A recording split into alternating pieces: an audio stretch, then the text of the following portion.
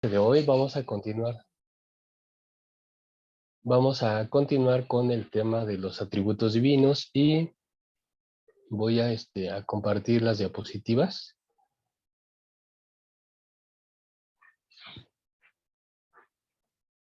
Muy bien. ¿Aparece para ustedes la diapositiva, hermanos? Muy bien. Bueno, pues estuvimos comentando en la sesión anterior. De hecho, comenzamos ya con los atributos incomunicables. Tocamos ya varios de ellos. Tocamos el atributo de la seidad, la inmutabilidad, la infinitud, y nos falta tocar el atributo de la eternidad y de la simplicidad. Bueno, aquí nos quedamos, en esta nos quedamos, el atributo de la eternidad. Muy bien, dice eternidad. Dice, es la virtud por la cual el ser divino se eleva sobre todas o cualquier limitación temporal. Silogismo dice, si Dios no trasciende el tiempo, entonces se halla condicionado por éste, y por lo tanto posee una existencia medible y finita. Y la conclusión sería, y entonces no es Dios. Y tenemos aquí un pasaje que ilustra la idea de la eternidad en Dios, que hay muchos, pero yo solamente quise anotar el Salmo 92, que dice, antes que naciesen los montes y formases la tierra y el mundo, desde el siglo y hasta el siglo tú eres Dios. Bueno, habíamos ya mencionado unas pocas cosas acerca de la eternidad y habíamos dicho que la eternidad no es en nuestros términos humanos, explicando que la eternidad es el resultado de esa suma de meses, años, siglos, o miles de años, sino que la eternidad es precisamente aquella dimensión, si lo queremos, por ejemplo, llamar así. La eternidad es aquella dimensión donde ya no aplica o donde no tiene lugar o donde no tiene efecto las leyes físicas del espacio-tiempo. Y en este caso, Dios es eterno en ese sentido. Esto deriva cosas muy interesantes y muy importantes para la doctrina cristiana. Pero, por favor, díganme ustedes de los pasajes bíblicos que ustedes encontraron, aparte del que yo estoy anotando aquí del Salmo 92, si hay algunos otros textos bíblicos que también ilustren la cuestión de la eternidad o del concepto de eternidad aplicado a Dios o referido a Dios. ¿Encontraron algún otro pasaje, hermano?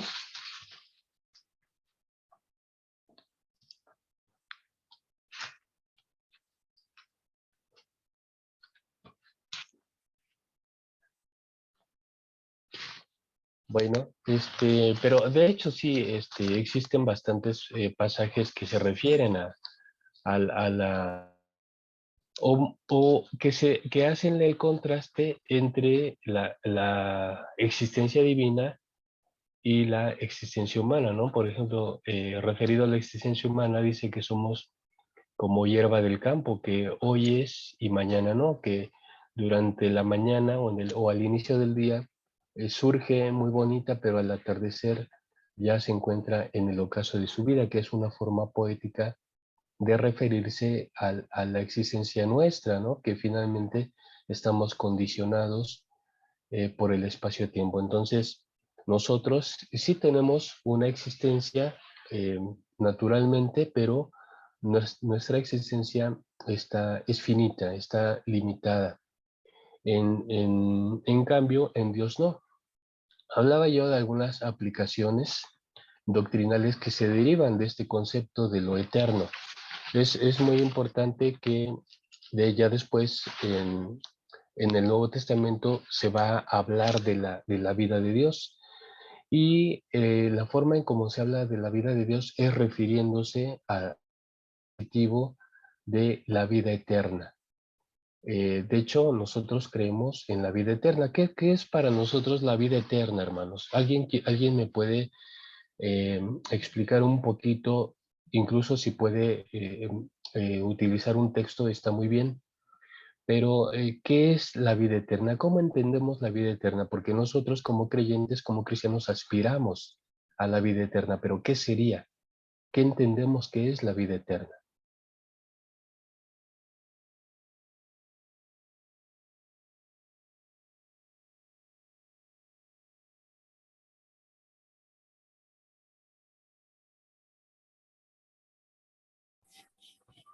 Buenos días. Adelante, Adelante, hermana Berenice.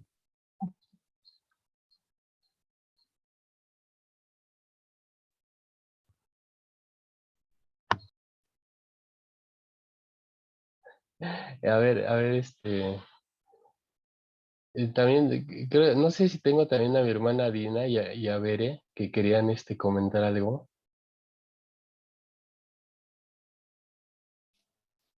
Sí, bueno, no sé si mi hermana Lina tiene problemas o está esperando a ver quién habla primero. Hay tiempo para todos.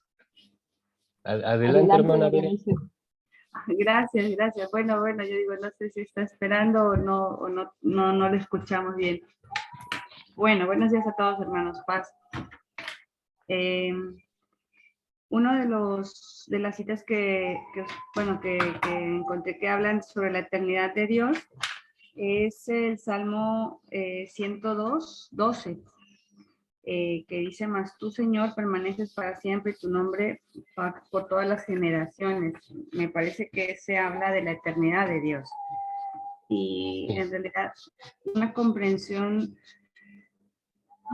de lo que es la vida eterna, nunca había profundizado, o sea, si bien uno siempre escucha el término y uno anhela esa vida eterna y está uno en esta vida trabajando por esa vida eterna, eh, la verdad que nunca había cuestionado bien qué es. Uno se imagina dentro de sus conceptos bastante reducidos y lo que uno piensa que puede llegar a ser la vida eterna. Creo que es bastante simple. Uno, o yo en lo particular creo que es la vida más allá de la muerte, es el cumplimiento de esa promesa que Dios nos hizo. Eh, de que todos los que creemos en Cristo Jesús y le reconocemos como nuestro Señor y Salvador, eh, el día que Él venga, nosotros seremos nuevamente levantados después de ese sueño en el que dormimos y estaremos con Él, ¿no? Es como dice la Escritura. Entonces, realmente que algo más profundo o quizás sí hemos pensado, yo en lo particular a veces tengo ideas medias de cómo será esa vida eterna, pero creo que mi concepto no lo alcanza, o mi cabeza más bien, mi cerebro no lo alcanza a comprender. Imaginamos cómo será esa vida eterna o lo que quizá pueda incluir, pero uno no entiende. Incluso por ahí a veces yo cuestiono, bueno, o cuestionamos en son de broma, ¿no? ¿Estaremos casados o ya no seguiremos casados? ¿Nos conoceremos? ¿No nos conoceremos? ¿Seremos libres, como dicen por ahí? No sé, uno se cuestiona cómo será esa vida eterna, ¿no? Si yo conoceré a mis padres, si conoceré a la gente que ahora conozco, la reconoceré en ese momento, ¿y qué haremos? Incluso el otro día debatíamos con unos hermanos y decíamos, unos dicen, yo creo que vamos a seguir trabajando, ¿no? Porque algo vamos a tener que hacer incluso en el reino. Pero, y digo, no sé si vamos a seguir trabajando, si la idea no es seguirnos torturando el día de mañana, creo yo. Sí. No sé, es pensar en cómo va a ser esa vida eterna, qué será, qué incluye esa vida eterna. Simplemente lo defino como esa vida más allá de lo que nosotros conocemos como la muerte, ¿no? Ese tiempo que tendremos para estar con Jesús en su reino. No sé, demasiado soez me parece mi concepto y mi descripción, pero la verdad que profundizar quizá llevaría mucho más tiempo y pensar realmente mucho más en serio. Bueno, gracias, Bere. Yo creo que las inquietudes que que reflejas son las inquietudes de todos y las preguntas, las interrogantes son las mismas de todos. Entonces, la Biblia, en términos muy textuales y literales, no contiene información detallada acerca de lo que es la vida eterna, aunque sí afirma de distintas maneras que el creyente va a disfrutar de esa vida y que es una promesa. Y creo que es lo que también de alguna manera sostiene nuestra esperanza, porque la esperanza de la resurrección, una vez que ha sido inaugurada por nuestro Señor Jesucristo, se convierte en una esperanza para todos sus seguidores. Ahora, quiero decirles que el cristianismo no es la única religión que cree en la vida después de la muerte. De hecho, hay varias que así lo hacen, pero curiosamente, el tema de la resurrección, incluso en tiempos de Jesús, no era un tema consensuado, no había una unidad de pensamiento respecto a ese tema, porque por lo menos en uno de los pasajes del Nuevo Testamento se nos dice que los saduceos no creían en la resurrección, los fariseos sí, pero los saduceos no. Esto obviamente que señala que en la misma época de Jesús no había una total concordancia respecto a ese tema. Pero tradicionalmente y forma parte de la doctrina cristiana que sí creamos tanto en la resurrección como en la vida eterna. Muy bien, pero volviendo al punto, no sé si mi hermana Dina quiera agregar algo. Buenos días. Bueno, ya Buenos días. Berenice lo ha estado explicando, Ok, yo tengo más o menos esa misma idea. muy Lo que bien. yo digo que va a ser algo maravilloso porque la Biblia dice que no ha ni siquiera cruzado por la mente humana lo que tiene el Señor preparado para nosotros. Y Sí, yo no sé si esto tiene relación con la pregunta, pero yo creo que en el Espíritu ya comenzamos a vivir la vida eterna desde el momento que recibimos el Espíritu en nuestro ser, el Espíritu de Dios, y que después solamente en forma espiritual. Y cuando venga Cristo Jesús, esto se va a concretar en pleno y ahí sí comenzamos a disfrutar por siempre. Y es algo que, bueno, no me entra en la imaginación lo que va a ser, pero bueno, sí que va a ser algo grandioso, va a ser algo grandioso. claro, esperamos, creo que la expectativa general, gracias Dina, creo que la expectativa general es que sea algo diferente a lo que tenemos. Em, no sé si conozcan la revista Atalaya, que es la que escriben los testigos de Jehová. Esa revista casi siempre al hablar del paraíso o del reino, siempre ilustra, pinta, ¿cómo se llama? Paisajes como el paraíso, ¿no? Incluso a través de esas imágenes que presenta esa revista, podemos imaginarnos también de manera cómo pudo haber sido el paraíso en el tiempo de Adán y Eva, ¿no? Que todo perfecto, todo bonito. Pero estoy recordando de acuerdo a lo que dijo Bere, que ojalá que ya no trabajemos allá, que ya descansemos. Estaba yo recordando que incluso en el paraíso, cuando fueron creados Adán y Eva, se les dio la encomienda de trabajar, de labrar el huerto, ¿verdad? Entonces, ya otro hermano, por lo menos Bere mencionó que otro hermano había señalado que algo tenemos que hacer allí. Y otra de las posturas tradicionales con respecto a lo que vamos a hacer en el paraíso o en la vida eterna es estar alabando constantemente al Señor, que es una postura, ¿no? Y, por ejemplo, es un tanto difícil también imaginarse, pues, cuántos programas de culto vamos a tener, cuán larga va a ser la lista de directores y quizá de predicadores, o a lo mejor el mismo Señor Jesucristo nos predicará, no sé, pero empezar a pensar en todos los detalles, creo que en lugar de resolver, nos complica, y ese es un hecho. Pero mi hermana Dina comentó algo muy interesante y que yo también quería llegar a ese punto, porque la vida eterna, de hecho, ya nos ha alcanzado. Nos alcanza ciertamente al recibir el Espíritu, pero nos alcanza también desde que nos integramos, desde que nos incorporamos al seguimiento de Jesús, desde que manifestamos nuestra fe en Él y, como decía Bere, desde que lo adoptamos como nuestro Señor y Salvador. Y el propio Jesús lo dijo. Dijo que el que cree en Él y que cree que Dios lo ha enviado, esto lo dice en el Evangelio de Juan, dice, el que cree en mí y cree que Dios me ha enviado, tiene ya la vida eterna. ¿Por qué? Porque él mismo también lo va a decir ahí en Juan, yo soy la resurrección y la vida, y nadie viene al Padre si no es por mí. Entonces, hay afirmaciones bíblicas, afirmaciones teológicas que ya señalan el aspecto de que la vida eterna se convierte ya, o el contexto humano ha sido penetrado ya por la vida de Dios, que es esa vida eterna, la vida de Dios, que ya nos ha alcanzado en Jesucristo y que nos permite ya desde ahora disfrutar e integrarnos a esa, eh, pues a esa amplia gama de bendiciones. Y como hijos suyos, nosotros en nuestra vida, a través de nuestro comportamiento, reproducimos la vida de Dios, que es una vida que es opuesta a la vida de pecado, porque el pecado siempre lleva a la desintegración y a la muerte, pero la vida de Dios lleva a la comunión, lleva a la paz, a la solidaridad y a la manifestación del amor los unos con los otros.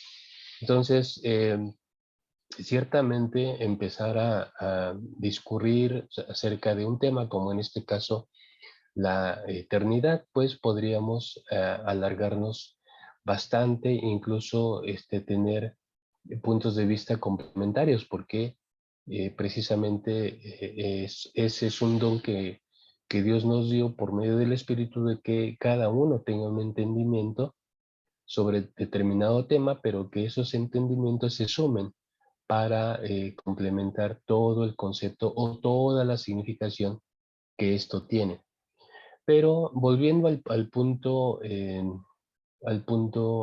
atributo de la eternidad, pues sí, efectivamente la eternidad es aquella cualidad por la cual el tiempo o la dimensión del espacio-tiempo no aplican en Dios, ¿verdad? Entonces eso entendemos por eternidad. Y hay muchos pasajes que lo refieren.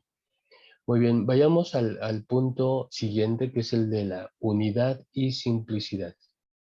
Dice, es la virtud del ser divino por la cual la condición o el estado de su ser permanece simple, es decir, libre de toda división o suma, pero también libre de toda composición.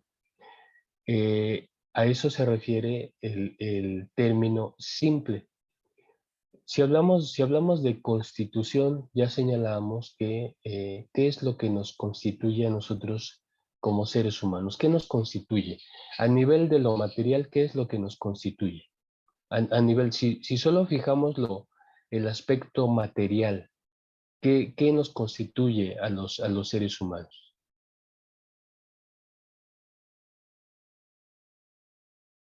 ¿Lo ¿Qué? material entraría dentro de lo físico, hermano? Perdón. Sí, claro, claro. Lo material es todo El lo físico. cuerpo, obviamente, todo lo que nuestra constitución física, todo lo que incluye el cuerpo, me parece.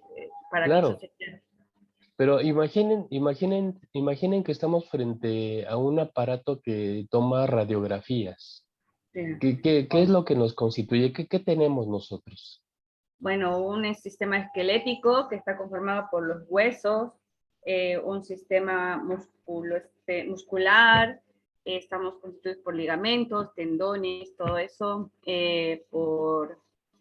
por vasos sanguíneos, bueno, por todo lo que es este sistema circulatorio, bueno, cada uno de los sistemas que nos componen de más, claro. piel, el pelo, las uñas, todo. Estamos volviendo a la primaria o a la secundaria, Sí, por me ahí siento en aprendemos clases todo de las eso. ciencias naturales.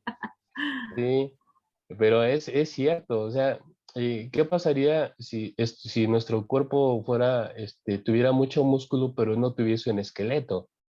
No O al podríamos andar. revés, o que estuviese el esqueleto, pero que no hubiese ligamentos, que no hubiera tendones. Los tendones son algo muy parecido. ¿Han visto ustedes las funciones de títeres?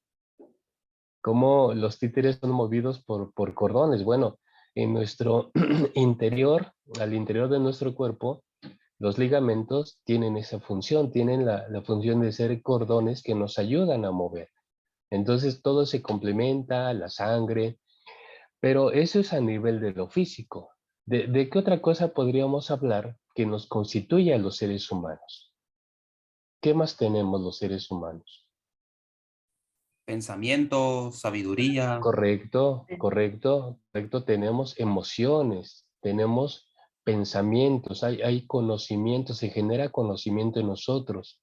Eso es un tema interesantísimo en el ámbito de las neurociencias. ¿Cómo es que lo material puede albergar lo inmaterial?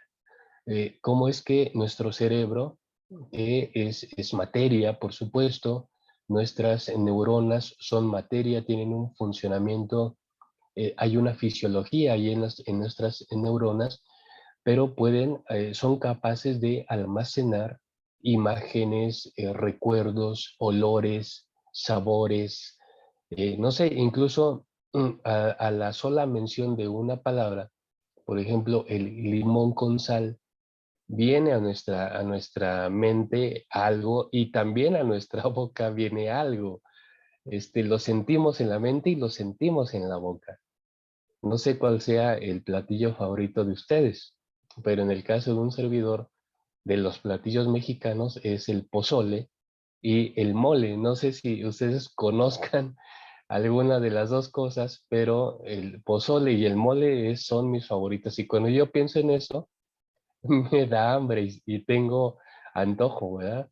Entonces, es cierto, mi hermano Alan señalaba que aparte de lo físico, el ser humano también es constituido por cosas no físicas, cosas inmateriales, cosas que nos hacen ser lo que somos, que decimos, bueno, tanto Bere como, como Rosalba, como Karina, todos compartimos la naturaleza humana, pero cada quien tiene su propia personalidad, claro, cada quien tiene su propia personalidad. Entonces, somos lo mismo, pero somos diferentes.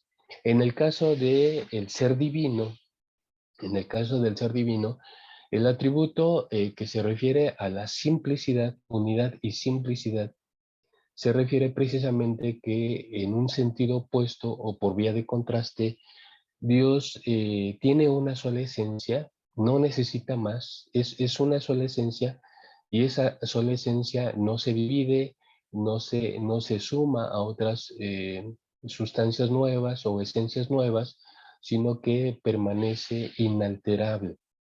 Y además de esto, también está unida a la simplicidad, unido a la simplicidad está el aspecto de la unidad divina.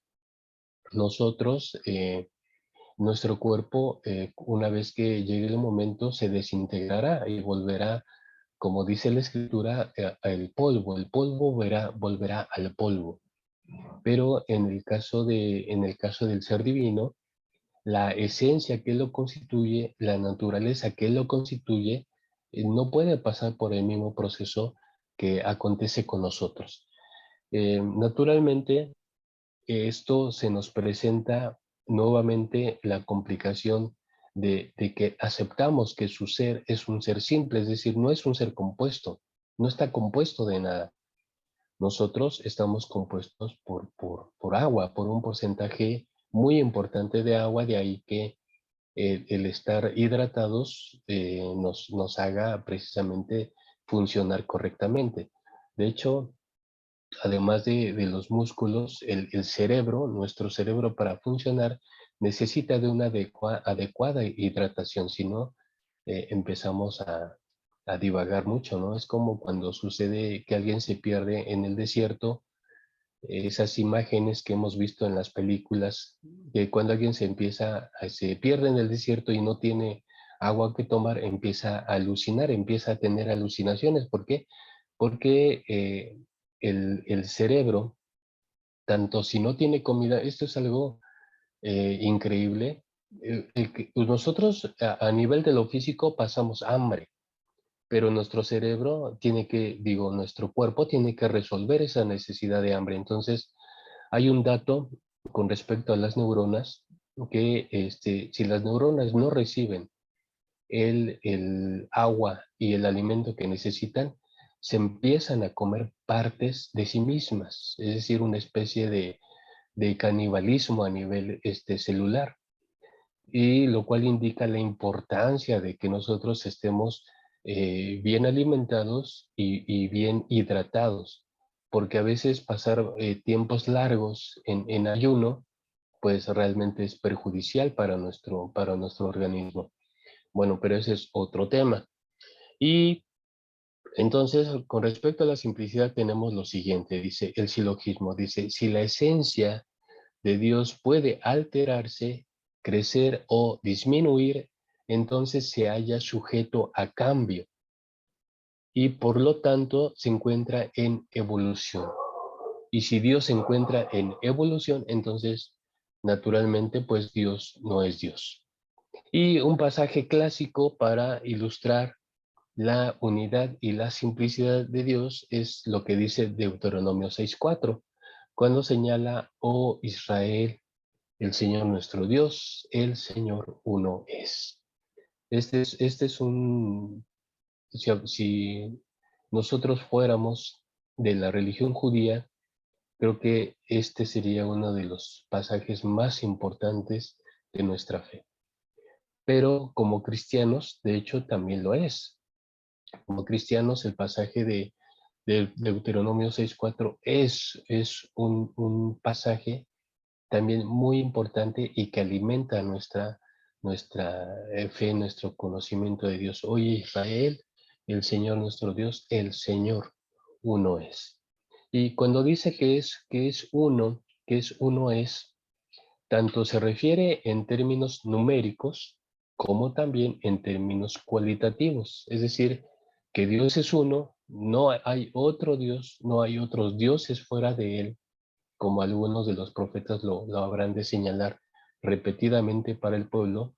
El único Dios verdadero es el que nos ha llamado, en este caso, el Dios de Israel, Yahvé, el Dios de Israel. Pero también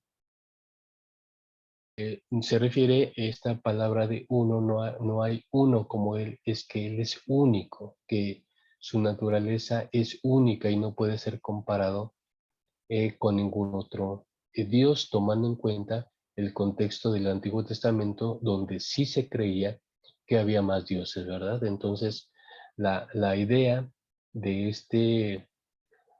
de este texto, de este contenido de fe, se refiere a que Dios es uno solo y es único. Muy bien.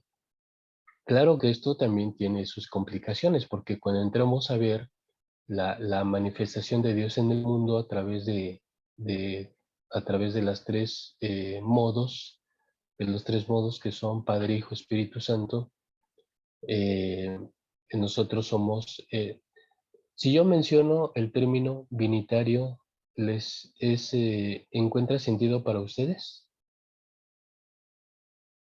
Qué se referiría el ser binitario?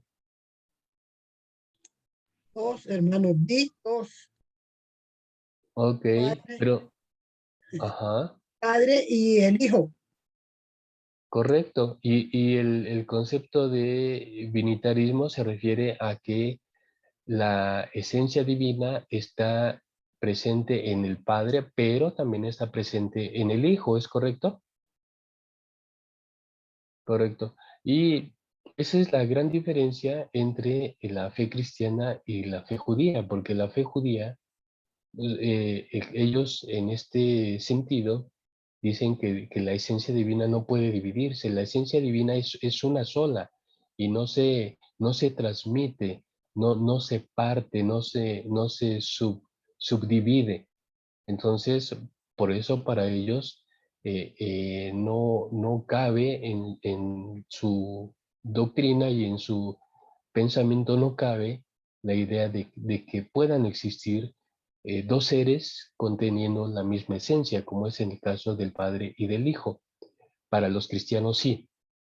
Para los cristianos sí aceptamos que el Hijo, tal y como lo dice y lo enseña el Nuevo Testamento, el Hijo comparte y tiene la vida del Padre, como dice el canto de Filipenses 2, dice, el cual siendo en forma de Dios, no tuvo por usurpación ser igual a Dios, sino que se anonadó a sí mismo, haciéndose siervo, y pues viniendo a este mundo. Entonces, es la gran diferencia entre la fe cristiana y la fe judía, pero esto tiene sus complicaciones, por supuesto, y en su momento las vamos a mirar. Muy bien, ¿alguna pregunta o comentario, hermanos, con respecto a este atributo de la simplicidad de Dios?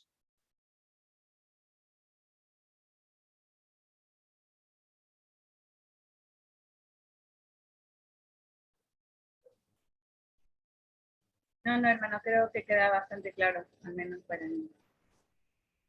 Muy bien. Bueno, si no hay alguna pregunta o comentario, vamos a lo siguiente. Estos fueron los dos últimos con los cuales cerramos los atributos incomunicables.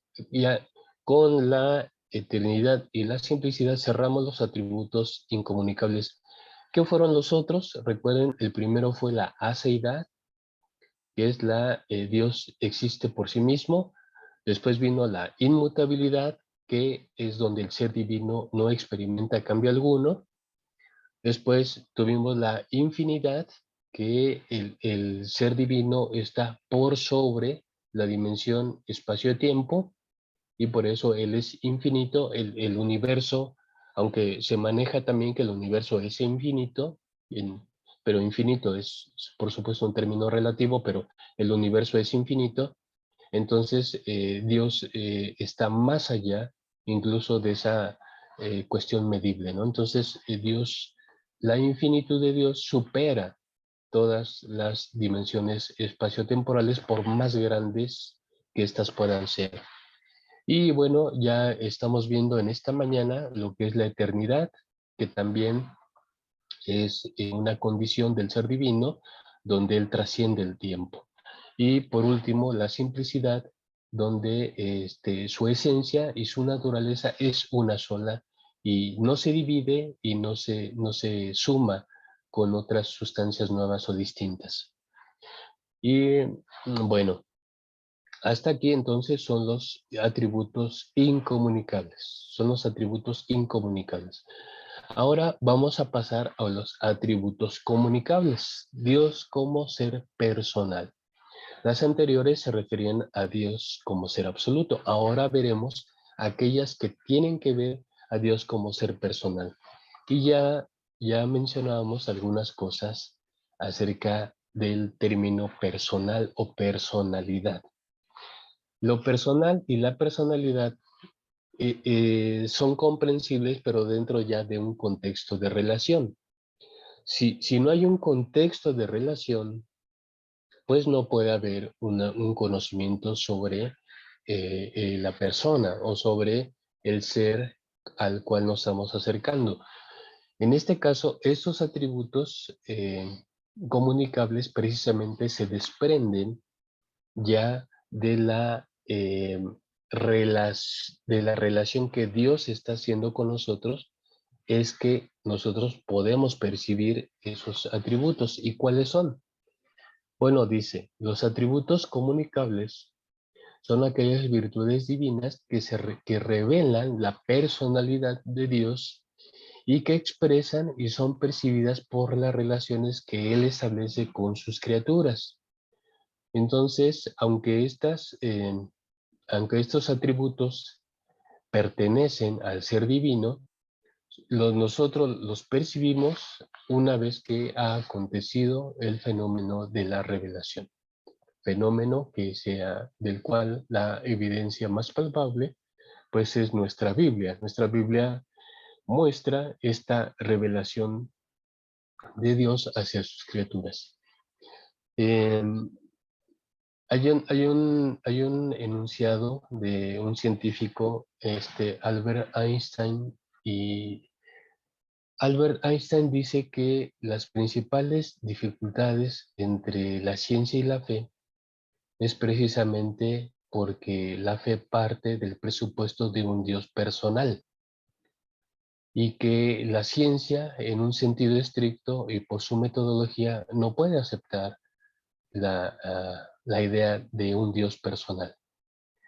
Y esta parte es muy interesante y a la vez muy profunda, porque visualizar a Dios en términos personales ya pudieran ser, incluso para algunos filósofos, recuerden que vimos al principio de nuestro curso que para la filosofía el absoluto es un ser irrelacionado, que no depende de las relaciones y que de hecho no necesita relaciones con sus criaturas o con las criaturas. Pero en el caso de la fe cristiana, que sí creemos en un Dios personal y la base de su personalidad precisamente está constituida por su interacción con el ser humano. Bueno, entonces los atributos comunicables se refieren a esa parte, se refieren a, a la manera en que Dios interactúa con nosotros y que eso mismo nos hace conocer cómo es Dios. En este caso, no en términos físicos, pero sí en los otros términos que son relacionados a cómo miramos nuestra propia constitución humana, que nosotros experimentamos toda una serie de aspectos no materiales. Bueno, estos aspectos también no materiales están referidos a Dios. Y el primero de ellos, no hay un orden, no hay una orden de categoría, pero en sistemática el primer atributo con el cual tradicionalmente se comienza es precisamente con el atributo de la espiritualidad de Dios. Dice, esta virtud indica la inmaterialidad y la invisibilidad que caracterizan al ser divino, pero que al mismo tiempo también excluyen cualquier idea de composición y extensión. Una afirmación bíblica tradicional también que hallamos sobre sobre este atributo es lo que dice el Evangelio de Juan, capítulo 4, verso 24. ¿Alguien tiene tiene su texto a la mano o su teléfono? Porque en el teléfono ya podemos tener la Biblia completa y cuántas cosas. Pero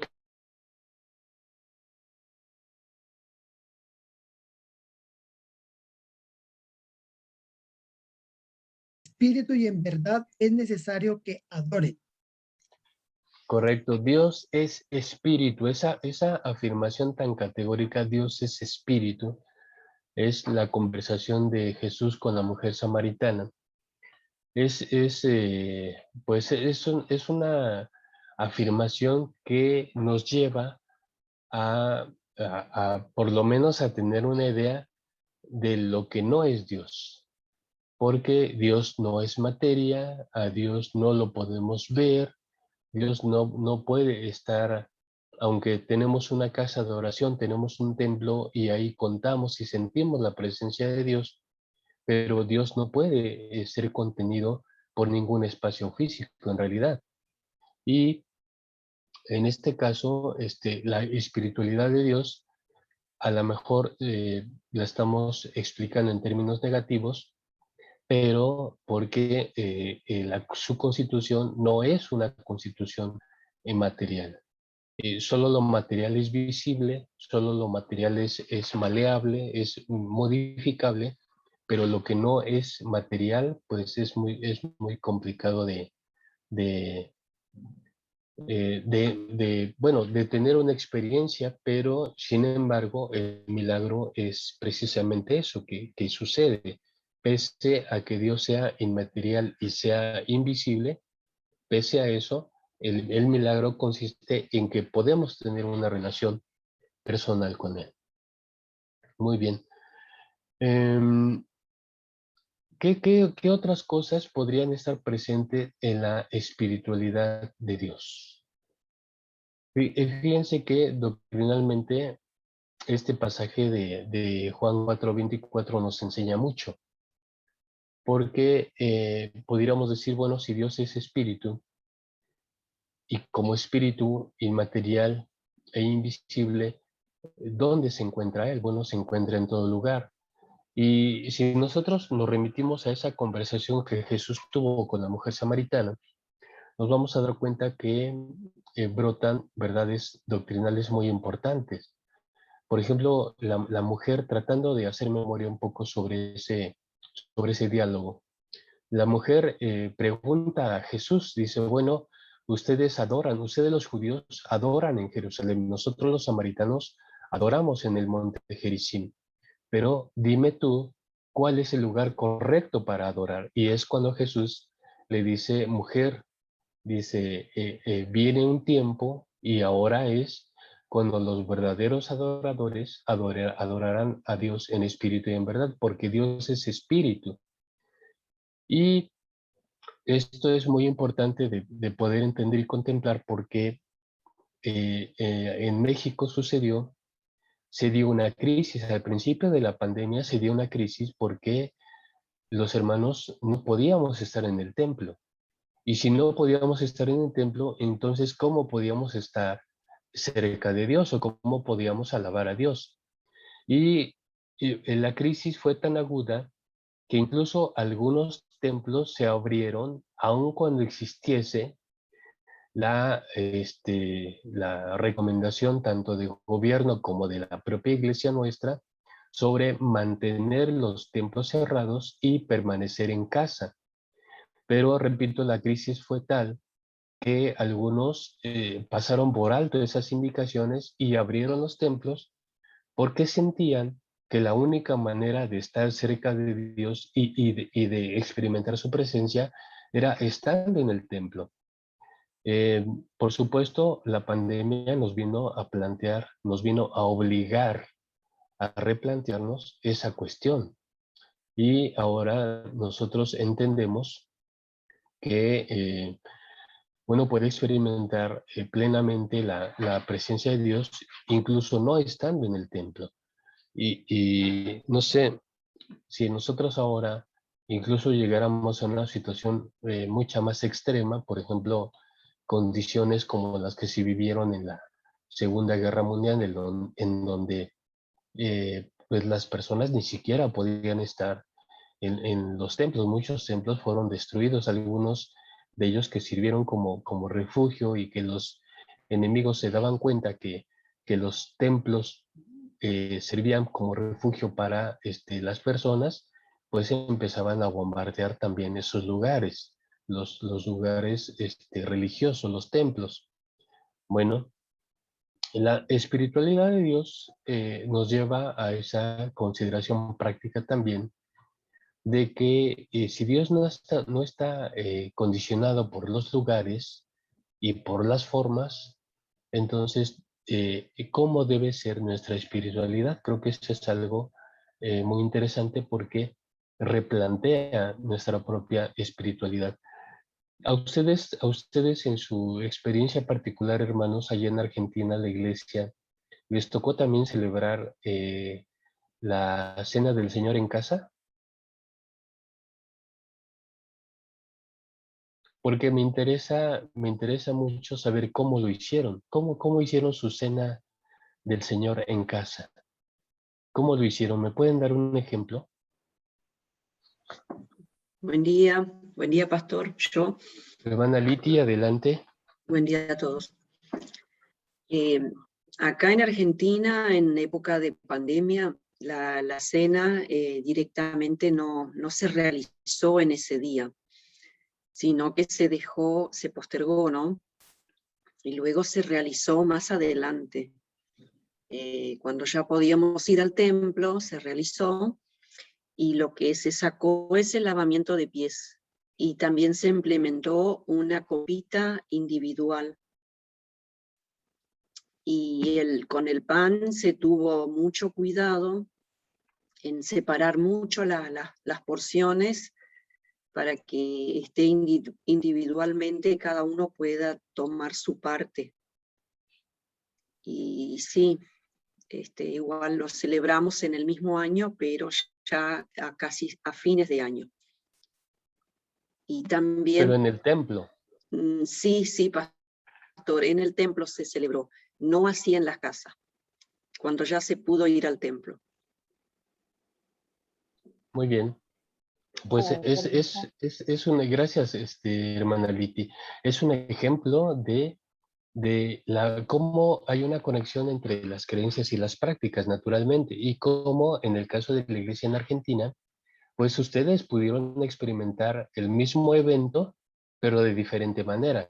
Acá la modalidad que existió en México fue que hubo una transmisión vía Zoom para todas las congregaciones, en donde en un lugar aquí en las oficinas de la Iglesia de Dios en Cuernavaca, que es donde se encuentra la sede de las oficinas generales de la Iglesia en México, se acondicionó un espacio para que ahí se celebrara la cena del Señor y en casa todos estuvieran pues efectuando lo mismo, pero estando en su casa. Y pero no fue la única modalidad, hubo otras modalidades. Esa quizá haya sido la mayoritaria, pero también hubo modalidades en donde la familia presente en la casa asumió el acto totalmente de llevar a cabo esa celebración de la Cena del Señor. Así es que en muchos hogares que así lo hicieron, no hubo un ministro, no hubo un pastor, fue el padre y a veces la madre de familia, porque aquí en México hay familias separadas, hay viudas, por ejemplo, pero que tienen sus hijos, y en el caso fueron vivencias, fueron experiencias en esos términos. Ahora, yo creo que en esta parte de la espiritualidad de Dios, eso es muy importante porque nos lleva a realmente a ver y a plantearnos la interrogante: ¿Dios existe con el lugar, en el lugar, o Dios puede existir fuera del lugar? Recuerden que para la mentalidad judía y la mentalidad en tiempos de Jesús, por ejemplo, los samaritanos, la presencia de lo divino siempre estaba ligada a un lugar. En el caso de Jesús, cuando él pasaba, una vez pasó cerca del templo y sus discípulos haciendo señalamientos sobre la hermosura del templo y lo que había costado construirlo, porque el templo que existió en tiempos de Jesús llevó varias décadas en su construcción y realmente era un edificio muy hermoso. Se dice que en toda aquella región era uno de los edificios más hermosos que existían, del templo dedicado a Jehová. Pero Jesús les dijo, dice, pues veis este templo, os digo que llegará un día en que no quedará piedra sobre piedra. Y efectivamente eso se cumplió con la conquista que hizo el emperador Tito para arrasar con el templo y conquistar, o reconquistar a los judíos, porque había habido una revuelta y revuelta que fue aplastada de manera inmisericordia por los ejércitos romanos. Pero se cumplió lo que Jesús dijo: no, no quedará piedra sobre piedra. Y hasta el día de hoy, ¿no? Está el muro de los lamentos, es ese muro que aún queda de aquel grandioso templo que una vez existió.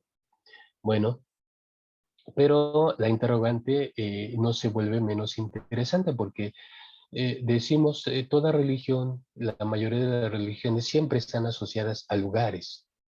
Por ejemplo, ¿cuál es el lugar favorito para los musulmanes? La Meca en Medina. Exactamente, hermano, la Meca. Hacer un viaje, así como para los judíos y para muchos cristianos, hacer un viaje a Jerusalén es lo máximo. Para el mundo musulmán, ir a la Meca también constituye una meta religiosa en la vida. Pero si ya nos vamos a la época moderna, por lo menos en México, yo creo que en cualquier parte del mundo, los templos de los mormones casi siempre llevan la misma presentación, la misma estructura donde quiera que estos se encuentren y son identificables a primera vista. Pero la interrogante es, si la divinidad siempre ha estado asociada a lugares y a formas, eso quiere decir que los lugares, esa es la pregunta, esta sería la pregunta, ¿los lugares determinan a Dios? ¿Los lugares condicionan a Dios? Y creo que diríamos que no, que Dios trasciende los lugares, que Dios no puede estar sujeto a espacios físicos, aunque los espacios físicos en todo caso nos sirven a nosotros porque hacemos comunidad, porque hacemos vida de iglesia, pero esto no significa que Dios esté condicionado por eso. Creo que la espiritualidad nos lleva a esa consideración de que su espíritu, su presencia, su naturaleza, precisamente lo trasciende todo. Y eso es algo maravilloso porque Dios, debido a esa virtud, debido a ese atributo, pues Dios está presente en todo lugar y nosotros podemos invocarle y evocarlo en cualquier lugar donde nos encontremos. Muy bien. Además de la espiritualidad, que es el primer atributo que abre esta parte de los atributos comunicables, los siguientes atributos son conocidos como los atributos intelectuales. Atributos intelectuales.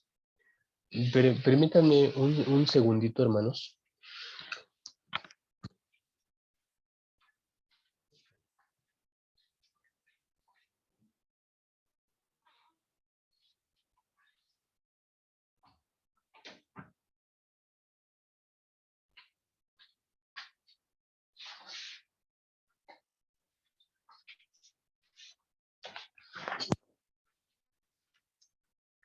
Muchas gracias, hermanos.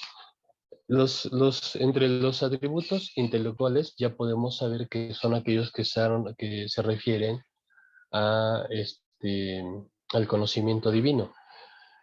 Vamos a ver varios de ellos. Dice, el primero de ellos, en primero de los atributos intelectuales es su conocimiento. Dice, es aquella virtud por la cual Dios conoce todas las cosas posibles y actuales de un modo inmediato y eterno. De un modo inmediato y eterno. ¿Qué son todas aquellas cosas posibles y actuales? Las cosas posibles son las que pudieran acontecer, las que podrían tener curso en la historia, pero las actuales son aquellas que están sucediendo en este momento o que ya han sucedido en el pasado. Entonces, ¿qué es lo que abarca el conocimiento de Dios? En este sentido, lo que abarca el conocimiento de Dios, en pocas palabras, es todo. Lo que pudiera ser, lo que es. La posibilidad, pero también los hechos en sí, todo está dentro del conocimiento divino.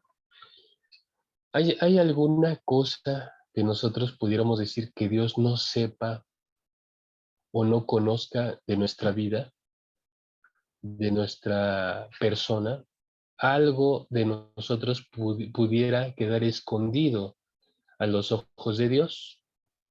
Nada, ¿no?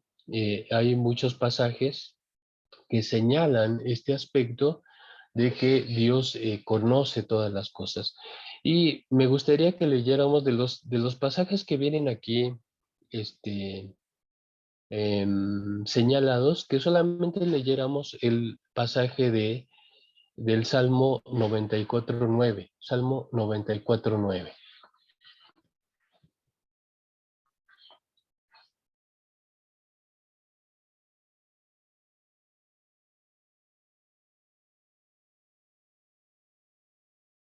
Permiso. Adelante, hermano Alan. El que hizo el oído no oirá, el que formó el ojo no verá. Ok. Vamos a complementar con Job 12:13.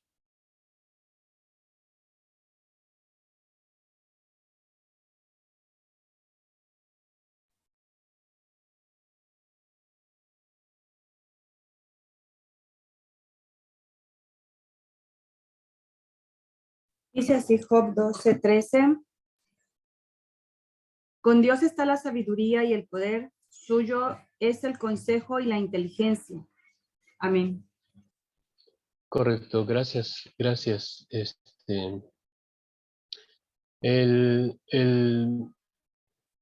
La idea en este atributo es que el o que es un proceso, digo, en nuestros términos humanos, el conocimiento es un proceso mental.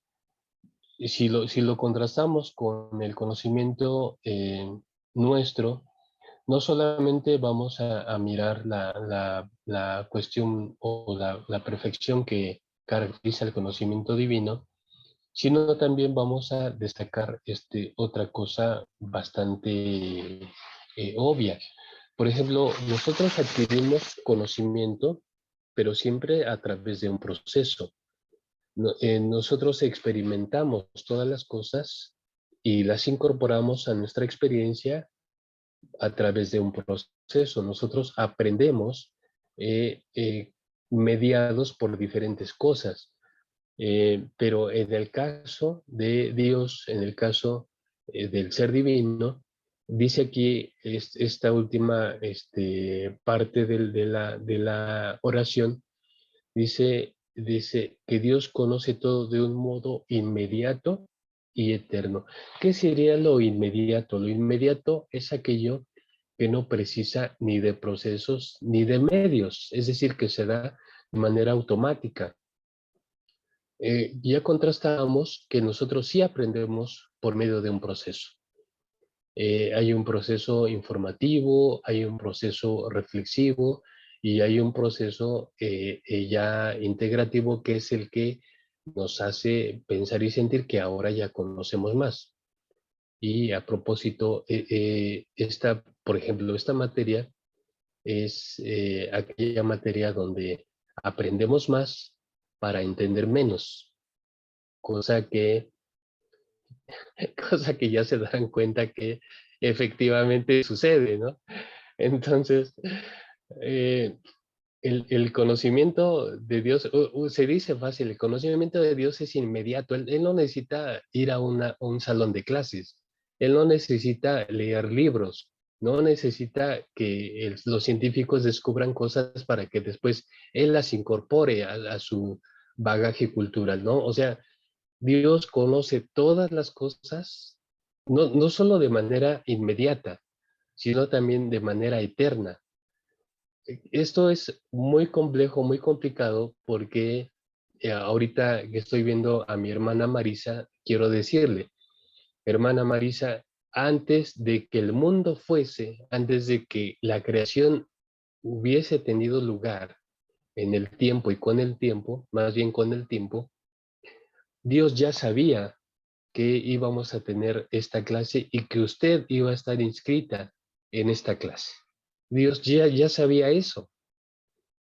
Ahora, Se pueden afirmar cosas así, pero no quita la complejidad que esto significa. O sea, Dios piensa las cosas antes de que éstas sean. Y de hecho hay un pasaje que dice que Él es el que llama a las cosas que no son como si fuesen. Es decir, en otras palabras, Él llama, Él hace ser lo que no es, a todo aquello que no es, para que tenga lugar. Y eso solamente puede hacerlo Dios, y por eso es Dios. Pero es bastante complejo pensarlo, que el conocimiento de Él es inmediato y es eterno. Trasciende todas las cosas y trasciende, por supuesto, también los procesos. Entonces, bueno, además de esto, referido a los atributos intelectuales, también tenemos otro aspecto, el aspecto de la sabiduría. Dice, la sabiduría es aquella virtud por la cual Dios establece el mejor propósito usando los mejores medios para su realización. Y aquí tenemos varios pasajes. Me gustaría que leyéramos los referidos en Efesios. Efesios capítulo 1, versos 11 y 12.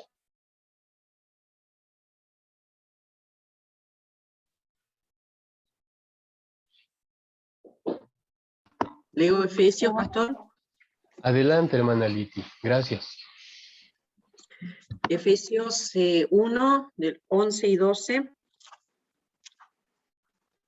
Es más dado que estamos unidos a Cristo. Hemos recibido una herencia de parte de Dios, porque Él nos eligió de antemano y hace que todas las cosas resulten de acuerdo con su plan.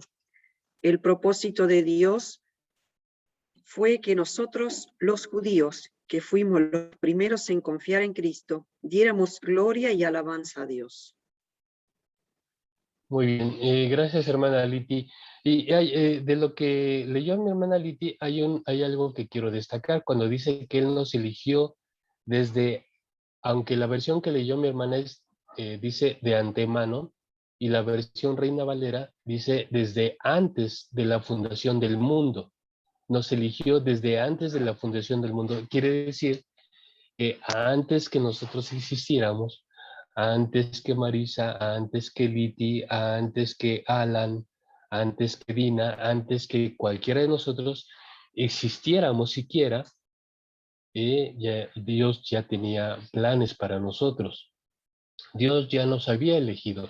Entonces, la sabiduría es cuando Dios establece propósitos y establece los medios para ese propósito.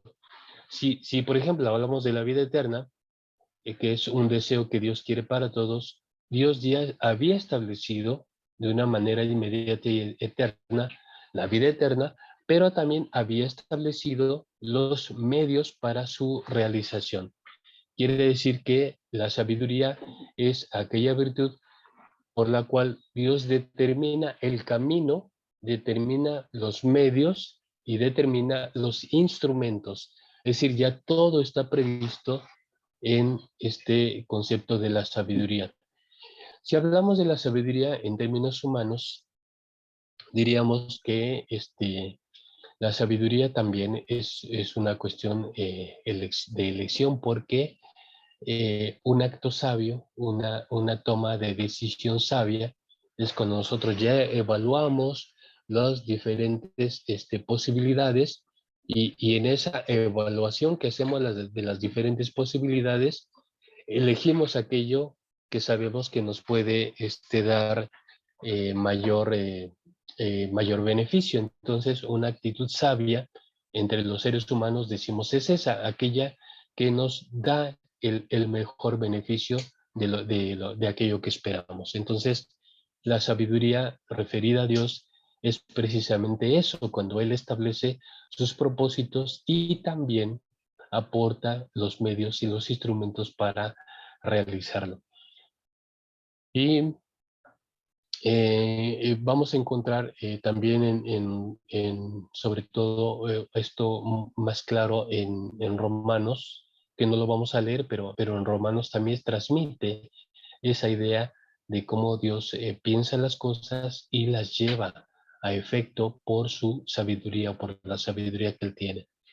Muy bien, el último de los atributos intelectuales es su veracidad. ¿Qué es su veracidad? Dice, es la virtud divina que manifiesta que Dios es digno de absoluta confianza. Dios es digno de absoluta confianza. Esa es su veracidad, su veracidad. Y vamos a leer el ejemplo del libro de Isaías, capítulo 44, versos 9 y 10. Isaías 44, 9 y 10. Permiso. Adelante, hermana Marisa. Los que fabrican los ídolos no valen nada. Inútiles son sus obras más preciadas. Para su propia vergüenza, sus propios testigos no ven ni conocen. ¿Quién modela un dios o funde un ídolo? Porque no le sirve para nada. Ok, aquí es un contraste que se hace con respecto a los ídolos. Fíjense que en muchas iglesias, templos católicos en México, que es donde son los lugares donde mayormente abundan imágenes, hay figuras. En tiempos pasados, estoy hablando de hace unos más de 20 años quizá, se empezó a dar un fenómeno en México, precisamente en los templos católicos, porque había figuras muy preciosas, figuras que tenían un alto valor material. Bueno, pues se las empezaron a robar. Eso fue algo muy curioso, pero sucedió. Pero es lo que el pasaje de Isaías nos está diciendo. Por un ídolo, por más precioso que pueda ser, aunque esté constituido de materiales preciosos, oro, plata, no sé, dice, es nada, es mentira, es una falacia, es algo, es una falsedad. Y obviamente esto crea un contraste inmediato con Dios, porque Dios es veraz, Dios es real, y cuando uno se entrega a esta relación con Dios, uno puede obtener no una experiencia imaginativa, no una experiencia de la imaginación como sucede con los ídolos, porque los que se entregan a los ídolos, todo constituye un proceso imaginativo, un proceso hay una palabra, un proceso de enajenación. Es una experiencia enajenante, lo que no sucede con el ser divino. El ser divino, en su veracidad y en su relación que establece con nosotros, nos da precisamente esa experiencia real.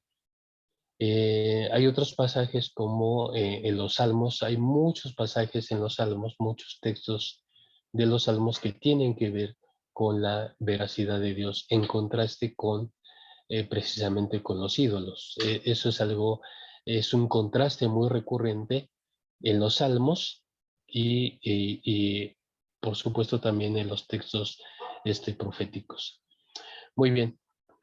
Ahora, con la siguiente, sí, hermana Marisa, adelante. Sí, lo que quería comentar era el tema respecto a los ídolos. El otro día, por ejemplo, digo, cómo las personas todavía en esta época, ¿no es cierto?, siguen creyendo en esas cosas o hacen de una persona, hacen a un ídolo, ¿no? El otro día, por ejemplo, en las noticias veíamos que hubo un accidente de una cantora muy famosa de Brasil y bueno, todo el seguimiento, la noticia, todo, bueno. Pero si ustedes vieran lo que hacen la gente, o sea, la devoción que le tienen, porque era una cantora, o sea, mundana, ¿no es cierto? O sea, pero la gente lloraba, se desesperaba, se tiraba arriba, o sea, y como que era toda una gloria para esa persona. A mí me dio tanta tristeza ver, yo digo, qué pobreza de espíritu, qué Claro, pobreza que llevan adentro, ¿no? Yo digo así, lo mismo, ¿no es cierto? Yo me crié en la iglesia católica con mis padres, por ejemplo, y en casa teníamos, había una Biblia, sí, pero nunca se le tocaba esa Biblia, era como que estaba ahí de adorno, frente a la escultura de la imagen de San Antonio, que mi mamá era devota. Ok. Y eso era, no sé, era algo como que ni podías tocar porque era algo lavado, era algo... Yo digo, hoy por hoy uno, Mm, gracias a Dios, conoce o sea, lo que es la realidad. Por ahí me da así como un cierto dolor adentro, digo, que tanta gente aún siga adorando ídolos, ¿no? O haciéndose ídolos ya de personas que son comunes como cualquier una de nosotros. Entonces, yo digo, a mí me dio mucha tristeza ver eso el otro día. Bueno, eso quería compartir nomás.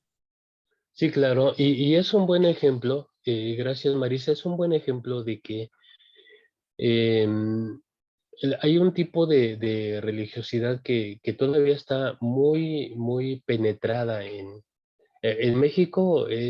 México es un país mayormente católico. Ahora tenemos ya el surgimiento de muchos grupos cristianos, evangélicos, pero la verdad es que la mayoría de la población en México es una población mayormente católica. Por eso las visitas papales, en el caso de México, son muy recurrentes. Casi cada presidente en su periodo de regencia, en su periodo de gobierno, casi que está obligado a invitar a que venga el Papa. Y en México sucede eso porque la mayoría de la gente tiene esa visión religiosa sobre Dios. Por supuesto, es una falsedad, todo es una falsedad y sigue manteniendo a las personas en una condición de ceguera espiritual, pero que se refleja en cuestiones totalmente materiales. ¿Cómo alguien puede invertir, por ejemplo, lo que explicaba Marisa?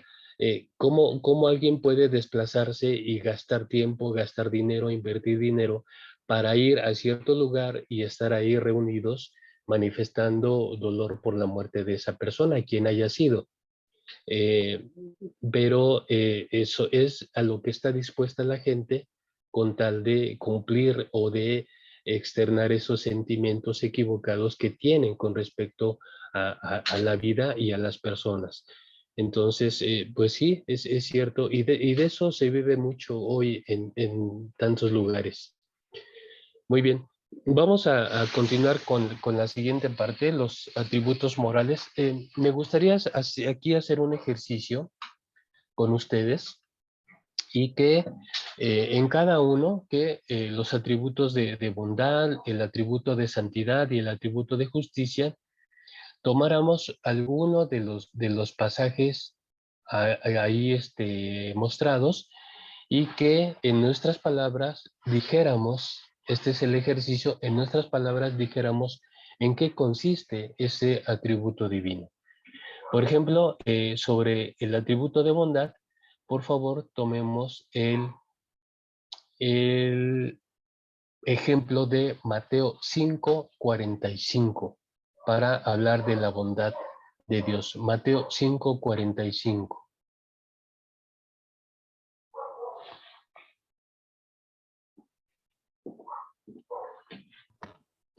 Permiso. Pregunto, ¿leo el texto o simplemente hago el comentario? No, sí lea el texto, hermana Dina, por favor. Bueno, para que seáis hijos de vuestro Padre que está en los cielos, que hace salir el sol sobre malos y buenos, y que hace llover sobre justos e injustos. Dios en su bondad no hace acepción de personas. Nosotros los humanos siempre preferimos hacerle el bien, ser bondadosos con los que son buenos con nosotros, pero Dios es imparcial y nuestro Padre con todos. Claro, claro. Esto ya nos indica qué es la bondad de Dios. Si tuviéramos que formular una definición o un intento de definición sobre la bondad de Dios, ¿qué diríamos? Ya se mencionó una palabra clave: Dios no hace acepción de personas. Entonces, ¿qué diríamos que es la bondad de Dios?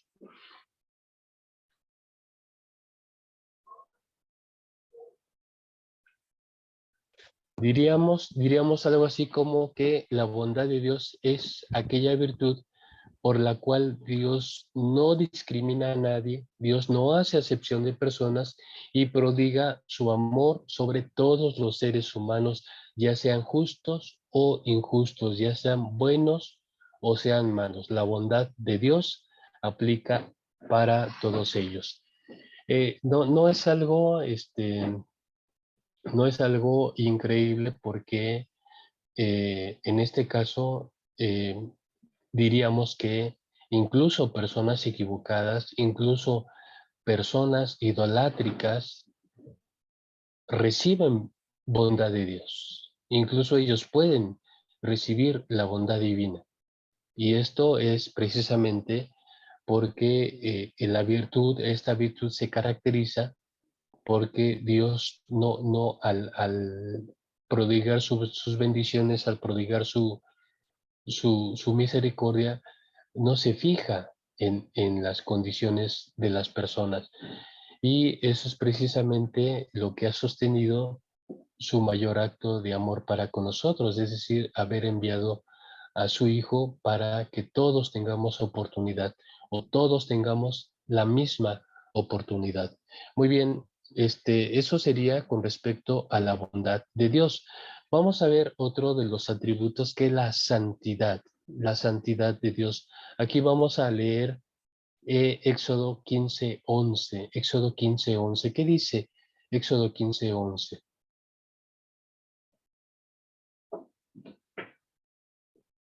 Dice, ¿quién como tú, oh Jehová, entre los dioses? ¿Quién como tú, magnífico en santidad, terrible en maravillosas hazañas, hacedor de prodigios? Amén. Muy bien, gracias, Bere. Este pasaje de Éxodo 15 es el canto de Moisés, es el cántico de Moisés y Moisés está alabando, está reconociendo la grandiosidad de Dios, pero también su santidad. En el vocablo original santo significa ser diferente, estar en un lugar donde no hay punto de comparación. Por eso dice, ¿quién como tú entre los dioses? O sea, ¿quién pudiera ser comparado contigo si tú eres único? Entonces, la santidad también se refiere a eso. Nosotros entendemos ya la santidad también como una cualidad moral, es decir, mantenernos separados del pecado o mantenernos en pureza en ese llamado que Dios nos hace. Y de las tres cosas que se mencionan acerca de Dios, por ejemplo, ya vimos una, Dios es espíritu en Juan 4:24. Son tres virtudes que la Biblia destaca con respecto a Dios, que dice Dios es esto, Dios es esto y Dios es esto. Dios es espíritu. La segunda es Dios es santo. Y hay algún pasaje muy famoso, muy conocido, que de hecho dice Dios es 3 veces santo. Es decir, es la expresión más sublime del atributo de la santidad de Dios. Pero, ¿recuerdan ustedes cuál es la tercera afirmación bíblica con respecto a Dios? Aparte de Dios es espíritu, Dios es santo, hay una tercera afirmación con respecto a la esencia divina. ¿Recuerdan cuál es? Es muy conocida también.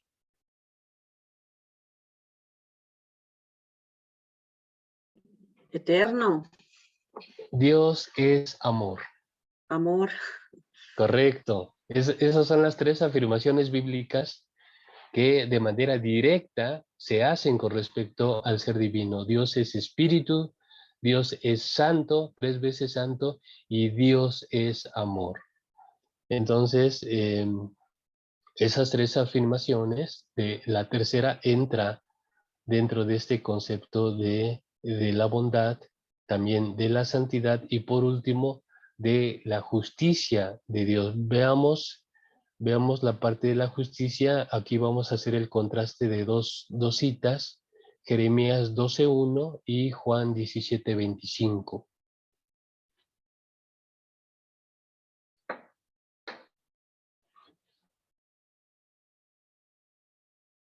¿Cómo dice Jeremías 12:1? Leo yo. Hermana Liti. Señor, tú siempre me haces justicia cuando llevo un caso ante ti, así que déjame presentar esta queja. ¿Por qué los malvados son tan prósperos? ¿Por qué son tan felices los malignos? Muy bien. Es un reclamo que está haciendo Jeremías, es un reclamo que le está haciendo a Dios, pero lo primero que dice es, Señor, tú siempre me haces justicia. ¿Qué sería que Dios hace justicia? Ya leímos un pasaje en Mateo 5:45 que dice que Dios es justo porque hace salir su sol sobre buenos y malos. Pero si Dios no hace acepción de personas y prodiga su bondad y su amor, incluso sobre los malos, por qué entonces diríamos o pensaríamos que Dios es justo? ¿En qué sentido Dios es justo?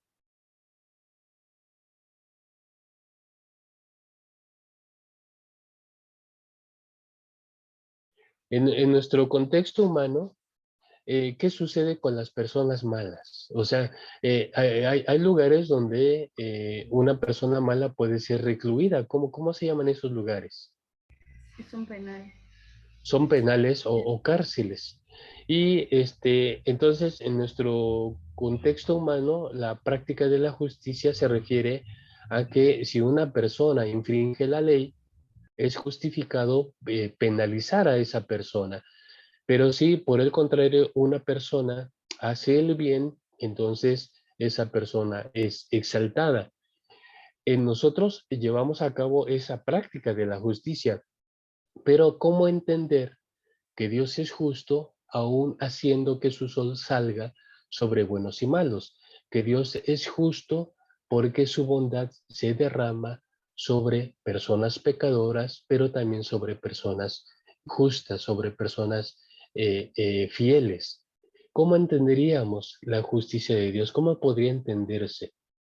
Bueno, en este sentido, la justicia de Dios se entiende como aquella virtud por la cual su justicia se aplica sobre todos los seres humanos, dando a cada ser humano lo que éste necesita.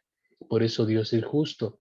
En el proceso de salvación que explica Pablo en su carta a los Romanos, dice que delante de Dios todos permanecemos en una calidad de injusticia y que solamente es por su gracia, por su misericordia y por el acto que Jesucristo hizo, que nosotros, que todos alcanzamos misericordia.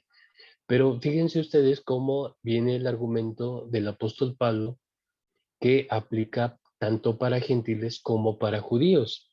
Porque si recordamos la relación que esto tiene con el ministerio de Jesús, Jesús también criticaba a los fariseos porque los fariseos practicaban una justicia, pero no la justicia que Cristo o Dios esperaban. Por eso les dice a los suyos, a sus seguidores, dice, si vuestra justicia no fuere mayor que la de los escribas y fariseos, no entraréis en el reino de los cielos. Entonces, ¿cuál es la justicia que Dios tiene y que Dios aplica? Bueno, la justicia que no está disociada con su misericordia, la justicia que Dios aplica es darle a cada quien lo que necesita. Por eso, toda esa enseñanza cristiana de Jesús de confiar en Dios, porque Dios sustenta a cada quien, Dios le da a cada quien lo que es menester, lo que es necesario, lo que requiere para ser pleno. Entonces, la justicia de Dios sí incluye la parte punitiva, es decir, la parte del castigo, pero la parte del castigo es el recurso que Dios espera para una persona. ¿Habrá un juicio final? Sí, habrá un juicio final en el que la Corte Divina pues separará a los justos de los injustos, a los impíos de los justos, y cada quien tendrá su propia paga. Pero mientras tanto, mientras ese momento no llega, la justicia de Dios se sigue manifestando en dar la oportunidad a todos para arrepentimiento y para aceptación de las buenas nuevas de salvación. Entonces, Dios es justo, Dios nunca puede ser injusto. En el ejemplo que ya hemos visto del caso de Job, en donde él se mantiene y proclama la justicia de Dios, inclusive aun cuando le está yendo tan mal en su vida familiar y personal. Pero él en ningún momento deja de proclamar la justicia de Dios. ¿Por qué? Porque la justicia de Dios siempre es algo que está más allá de nuestras propias experiencias humanas, y está más allá de nuestras propias concepciones. Por ejemplo, Jesús señaló, dice, vosotros están acostumbrados a amar solamente a los que aman, y dan regalos solamente a aquellos de quienes reciben regalos, pero yo les digo que ustedes tienen que amar incluso a sus enemigos, y tienen que orar incluso por aquellos que los persiguen. Entonces, la justicia de Dios es diferente de la justicia tal y como la interpretamos los seres humanos, pero ese es el llamado a practicar una justicia tal y como Dios lo hace. Muy bien, hermanos. Bueno, vienen ahí más pasajes bíblicos que, aparte de ellos, ustedes también pueden encontrar otros tantos, pero que muestran estos atributos morales y a qué se refiere cada uno. Para la siguiente sesión, que va a ser el próximo martes, ya con la sesión, con los 2 días de la semana próxima, el martes y el jueves, vamos a terminar la parte de las sesiones presenciales, y después entraremos a una parte de sesiones grabadas. Ahorita hemos transmitido en vivo, por decirlo de otra manera, estas semanas. La semana que viene todavía transmitiremos en vivo, pero las subsiguientes clases van a ser clases grabadas, que ya ustedes en su momento van a poder acceder ya en el momento que ustedes así lo quieran. ¿Qué vamos a cubrir la semana que entra? Bueno, vamos a cubrir la parte de los nombres de Dios, y si nos da tiempo entraremos también a la parte de los aspectos de la manifestación divina en el orden humano. Y esto es la divinidad percibida como Padre, como Hijo, pero también como la presencia del Espíritu Santo. Y la parte de los nombres divinos también es muy importante, porque nos va a mostrar cómo la experiencia del pueblo israelita hizo que no solamente surgiera un solo nombre, sino diferentes nombres para referirse a Dios. Y esta riqueza de nombres muestran las facetas que Dios tiene en su personalidad, pero lo vamos a ver la semana que viene. Entonces, repito, todavía la semana próxima será en vivo, será presencial, bueno, digo presencial vía Zoom, pero lo posterior ya será grabado. Muy bien, hermanos, pues muchas gracias por su presencia, por su participación, y si por favor alguno de ustedes nos dirige en oración para poder despedirnos. Oramos, hermanos. Adelante, hermana Vire. Te agradecemos, Padre, en esta hermosa mañana, una vez más, la misericordia que tú derramas para con nosotros. Gracias porque en este amor que nos tienes, Padre, nos has permitido poder terminar este estudio, y rogamos ahora, Señor, que tu presencia pueda estar con cada uno de nosotros, donde quiera que nos encontremos, a donde quiera que vayamos. Guarda a cada uno de mis hermanos en sus diferentes actividades, en sus diferentes países, Padre, y permite que esto que hemos estudiado pueda, Señor, no solamente quedar grabado en nuestro corazón y en nuestro pensamiento, Señor, sino que también pueda ser de edificación para nuestra vida y también para poderlo compartir con aquellos que no lo conocen y que no te conocen aún. Gracias por la vida de nuestro hermano Jesús, que ha estado compartiendo este tiempo. Bendícelo en grande manera, Señor, y te ruego que tu gracia no sea parte de nosotros.